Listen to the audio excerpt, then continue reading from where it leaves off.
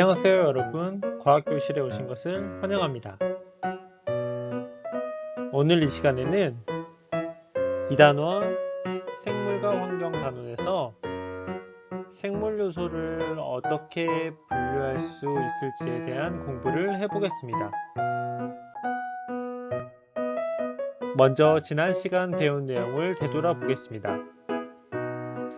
우리 주변에 살아있는 것을 무엇이라고 했었죠? 그렇죠, 생물 요소라고 합니다. 그리고 살아있지 않은 것은 그렇죠, 비생물 요소라고 했습니다. 그리고 어떤 장소에서 서로 영향을 주고받는 생물 요소와 비생물 요소를 무엇이라고 했었죠? 네, 생태계라고 했습니다. 지난 시간 공부 열심히 했네요. 혹시 생물이 양분을 얻는 모습을 본 경험이 있나요? 여기서 양분이란 생물이 활동 또는 성장, 즉 자라는데 필요한 물질을 양분이라고 합니다. 이렇게 다람쥐가 먹이를 먹는 모습이나 사슴이 풀을 먹는 모습이 생물이 양분을 얻는 모습인데, 여러분은 이외에도 생물이 양분을 얻는 모습을 본 적이 있으면 떠올려 보세요. 네, 사람이 음식을 먹는다거나 강아지가 사료를 먹는 모습 모두 생물이 양분을 얻는 모습입니다. 이번 시간에는 양분을 얻는 방법에 따라서 이 생물 요소를 분류해 보도록 하겠습니다. 이를 위해 먼저 생물 요소가 양분을 얻는 방법을 알아보고, 양분을 얻는 방법에 따라 생물 요소를 분류해 보고, 이 생물 요소들의 역할을 생각해 보도록 하겠습니다. 첫 번째 활동입니다. 교과서 28쪽, 29쪽을 펴주세요.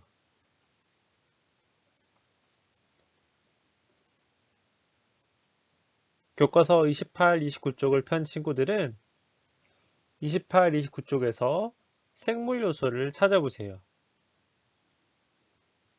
잠시 화면을 멈추고 생물 요소에 동그라미 쳐보도록 합시다.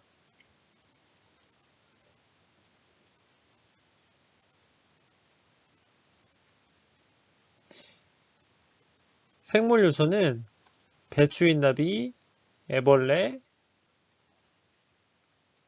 곰팡이, 참새, 세균, 느티나무, 개망초가 있습니다. 그러면 이 생물 요소들이 양분을 얻는 방법을 알아보도록 하겠습니다. 먼저 느티나무는 어떻게 양분을 얻을까요? 한번 생각해 보세요. 그렇죠. 느티나무는 햇빛 등을 이용해서 양분을 스스로 만듭니다. 느티나무 같은 식물들은 햇빛을 이용해서 양분을 스스로 만듭니다. 다음, 참새는 어떻게 양분을 얻을까요?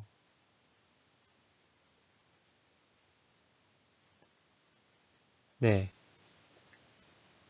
참새는 스스로 양분을 만들지는 못하고 다른 생물을 먹이로 하여서 양분을 얻습니다. 그러면 곰팡이는 어떻게 양분을 얻을까요? 이건 좀 어려울 수 있을 것 같아요. 곰팡이는 죽은 생물이나 배출물을 분해해서 양분을 얻습니다. 네, 지금 양분을 얻는 방법이 세 가지가 나와 있어요. 먼저 느티나무처럼 스스로 양분을 만드는 생물들, 그리고 스스로 만들지 못하고 다른 생물을 먹이로 하여 양분을 얻는 것들, 마지막으로 죽은 생물이나 배출물을 분해해서 양분을 얻는 이 세 가지가 있습니다.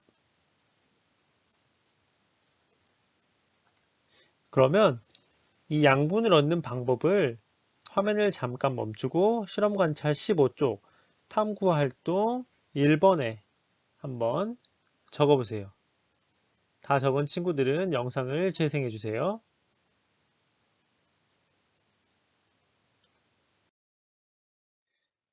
그럼 두 번째 활동으로 양분을 얻는 방법에 따라 생물 요소를 분류해 보도록 하겠습니다. 먼저 필요한 양분을 스스로 만드는 생물을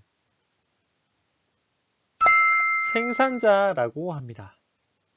스스로 생산한다고 해서 생산자라고 하는 거예요. 다음, 다른 생물을 먹이로 양분을 얻는 생물은 소비자라고 합니다. 그리고 마지막으로 죽은 생물이나 배출물을 분해해 양분을 얻는 생물을 분해자라고 합니다. 네, 이 세 가지 용어들을 다시 한번 살펴보면서 한번 기억해 보도록 합시다. 생산자, 소비자, 분해자. 오늘 핵심 내용입니다.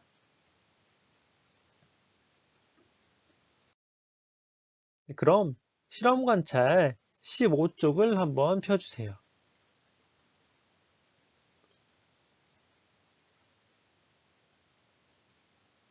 우리 학교 화단에 여러 가지 생물이 있는데 이 화단에 있는 생물을 생산자, 소비자, 분해자로 분류해서 한번 아래에 적어 보세요. 화면을 멈추고 활동을 해보세요. 다한 학생은 영상을 재생해 주세요.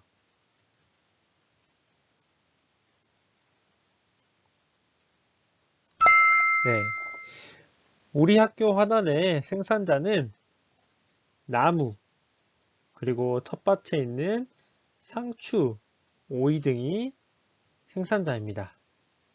그리고 소비자에는 나비, 개미, 참새, 고양이 등이 있을 거예요. 그리고 마지막으로 분해자에는 곰팡이와 세균이 있습니다. 이 분해자는 여러분에게 익숙하지 않은 종류의 생물들이기 때문에 잘 기억해 두면 좋을 것 같습니다.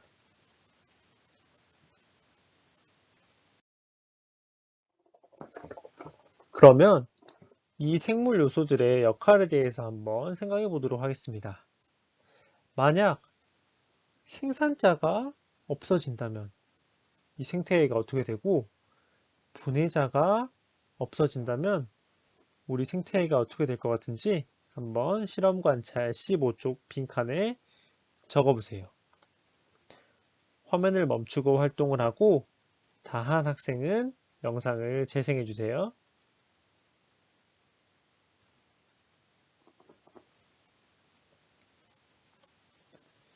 먼저 생산자가 없어진다면 어떻게 될지 한번 이야기해 보세요.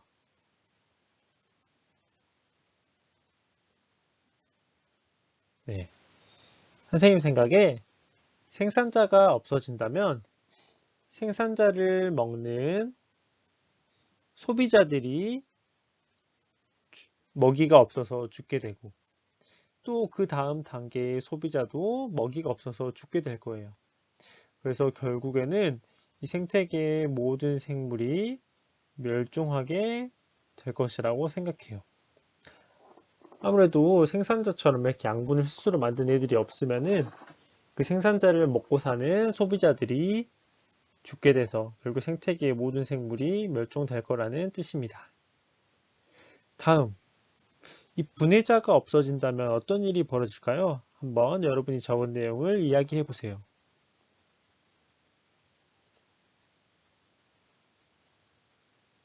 네.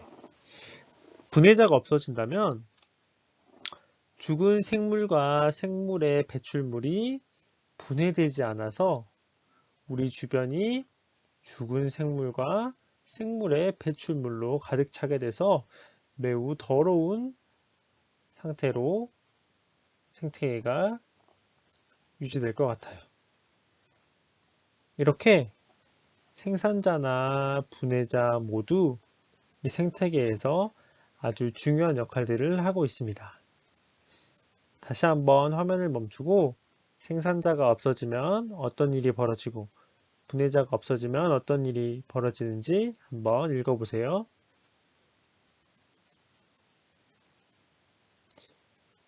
다 읽은 친구들은 정리 영상으로 넘어가도록 하겠습니다.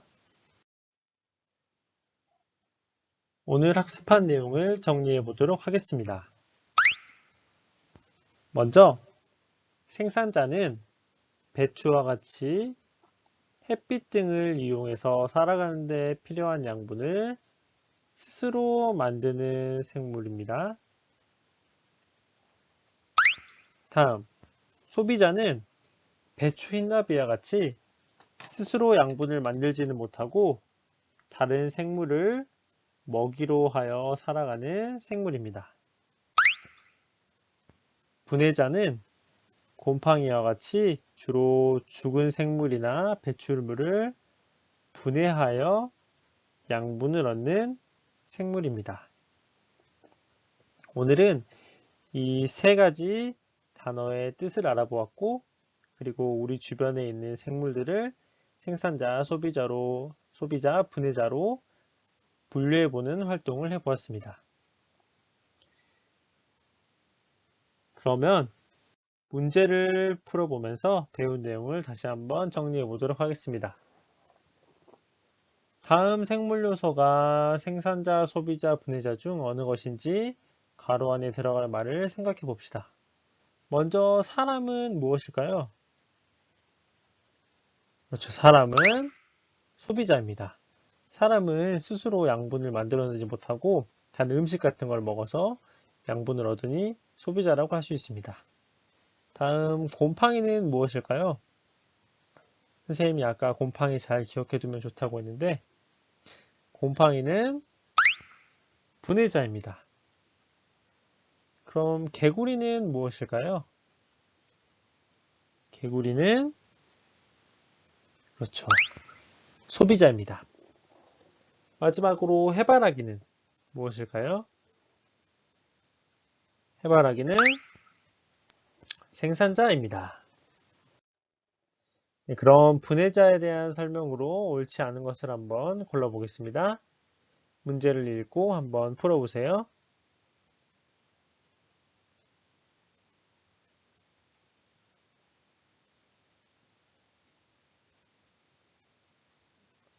네, 정답은 1번입니다. 햇빛은 비생물 요소이기 때문에 생산자, 소비자, 분해자 중 어느 것에도 해당하지 않습니다. 이 생산자, 소비자, 분해자는 모두 생물 요소의 한 종류들입니다. 그럼 2번 곰팡이는 분해자입니다. 맞는 내용이고요. 분해자는 배출물을 분해하여 양분을 얻고 또 죽은 생물을 분해하여 양분을 얻는다. 모두 맞는 내용이었어요. 네. 오늘 수업은 여기까지 하고 다음 시간에는 생태계를 구성하는 생물은 어떤 먹이 관계를 맺고 있는지에 대해서 배워보도록 하겠습니다. 다음 시간에 만나요.